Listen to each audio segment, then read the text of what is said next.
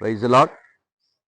దేవునికి మహిమ కలుగును గాక. ఈ రోజు వాగ్దానమును మనము తీసుకుందాం.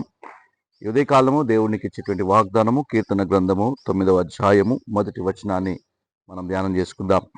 నా పూర్ణ హృదయముతో నేను యెహోవాను స్తుతించెదను. యెహోవా, నీ అద్భుత కార్యములన్నిటినీ నేను వివరించెదను. దేవుని వాక్యంలో ఈ వాగ్దానము దావీదు మహారాజు రాసినట్టుగా మనం చూస్తూ ఉన్నాం. దావీదు ఎప్పుడు కూడా తన జీవితంలో దేవుని స్తుతించడానికి ఇష్టపడ్డాడు, దేవుని ఆరాధించడానికి ఇష్టపడ్డాడు. కాబట్టి ఈరోజు ఒక విశ్వాసిగా ఉన్నటువంటి నీవు ఉదయకాలము ఈ వాగ్దానం తీసుకొని నీ జీవితంలో ఒక తీర్మానం ఏంటిదనంటే, ఉదయకాలం లేవగానే ఖచ్చితంగా నేను స్తుతించాలా, ఆరాధించాలా. ఎందుకంటే దావీదు అంటా ఉన్నాడు, నా పూర్ణ హృదయముతో నేను యెహోవాను స్తుతించెదను. పూర్ణ హృదయముతో, పూర్ణ మనస్సుతో ఉదయకాలం గనక నువ్వు ప్రభుని ఆరాధించగలిగితే దేవుడు నీ కుటుంబంలో, నీ ఉద్యోగంలో, నీ వ్యాపారంలో సమస్త దీవెనలు, ఆశీర్వాదాలు ఇచ్చి ఆయన నిన్ను గణపరుస్తాడు. చూడండి, కింద వాక్యం అంటుంది, యెహోవా, నీ అద్భుత కార్యములన్నిటినీ నేను వివరించెదను.